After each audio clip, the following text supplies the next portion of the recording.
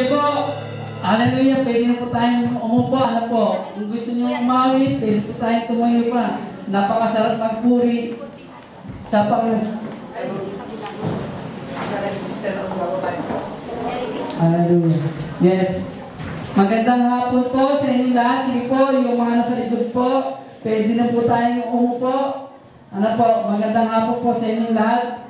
Sister Marian, bumati ka muna sa kanila. Magandang hapon po, Tony. Magandang hapon po sa lahat. At kami po ay nagagalak ng bawat isa ay aming nakasama sa hapon ito upang magpasalamat sa Panginoon at celebrate ang ating Family's Day, the Lord. Amen. Alam ko po na ang mga bisita po natin sa iba't ibang lugar nanggaling. Bago po kami mag-umpisa kasi meron po kaming hinanda.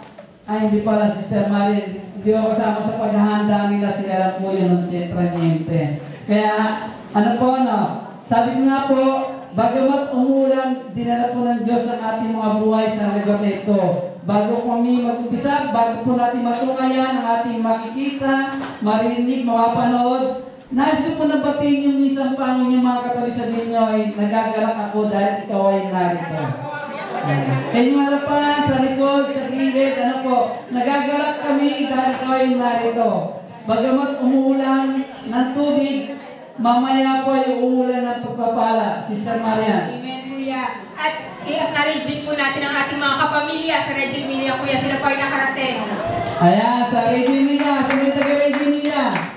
Ayan, meron po. Kapatid sa Reggio Emilia. Siyempre po, dahil po kami ay galing sa Milano, na pinadededit po ng Diyos, meron po kaming isang pamilya na napakaliit, 5 lang po ang anak nila. Ano po, 4 lang po, magdilima pa lang. By faith. Taga Milano po sila, kararating lang din po nila bago tayo mag-praise and worship. Yung Passion Family. Ayan, talaga lang po yung passion nila. Kaya po sila nakarating dito para po ay makisuportahan ang ating ministeryo ng Panginoon. Dinala nila ang compassion for others. Sige, huwag na natin tagalan. Sister Maria, kasi po natin ating sarili. Ano po, ito pong ipapakita musical drama, yung pangkaraniwang nangyayari po sa buhay ng isang pamilya. Matutukayan po natin ang dinala ng iba't ibang ministeryo sa lugar na ito ng Parma Jaya Chapter. Sige po. Bago po tayo magsimula, i-request po natin ang katahimikan ng bawat isa at tayo po ay manood lahat, mag-concentrate at ihanda po natin ang ating mga tissue. Kung wala naman po, ay kung meron po kayong mga panyo. At sigurado maiiyak po tayo sa musical drama na ito.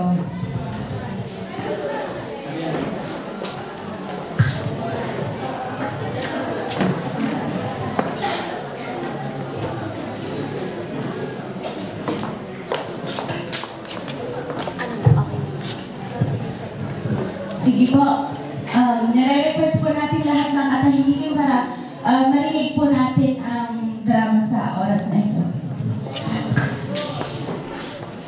Ang ating pamilya ay nagiging sandigan sa oras na tayo ay nanghihina.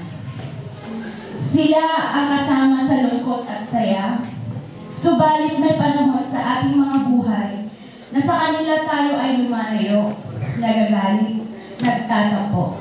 Isang panahon na pakiramdam natin tayo ay nag-iisa sa ating buhay. Dito magsisimula ang ating storya. Isang umaga, kagaya ng palaging nangyayari, umaga na umuwi si Ariano.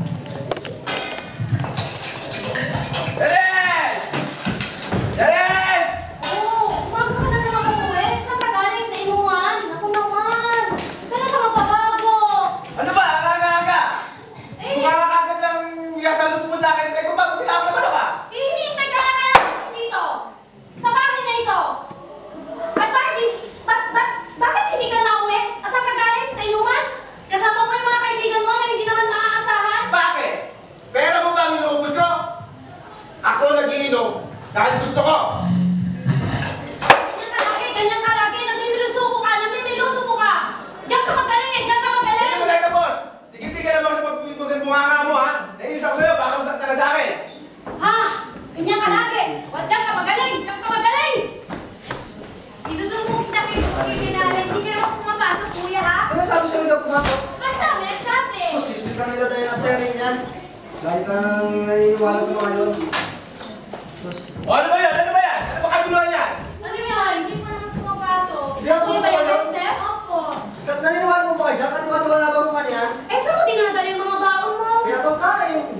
Wala. Oy, Junior, baka alam mo, hindi ko napupula sa kalsada ang pera pinabibigay namin sa'yo. Ba't lagi naman pinapagalitan? Di porket ako na iba dito, na ibang itsura, na ibang kulay, lagi naman papagalitan dito.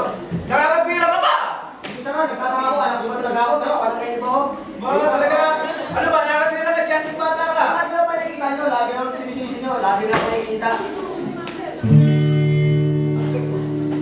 Ako ang nakikita, ako ang nasisisi, ako ang nakikasalanan.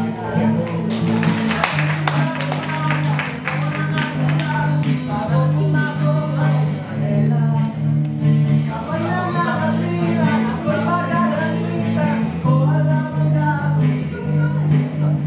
Ako'y sunod-sunuran, ayaw walang pakinggan, sasaktan ang damdamin, ako'y walang karayaan. Sunod sa utos naman.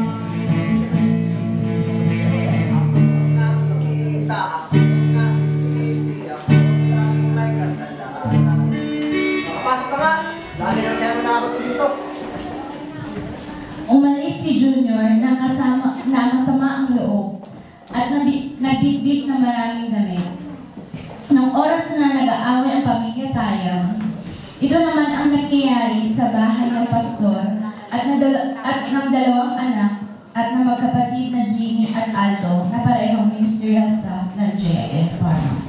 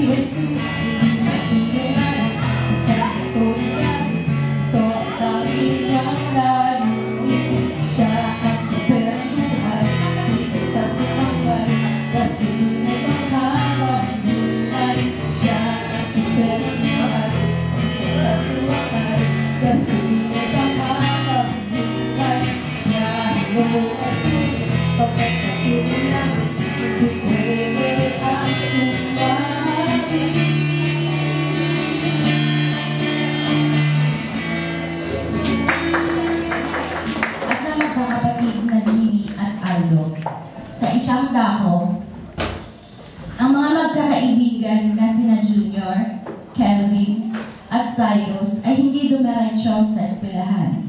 Nagbulakbol.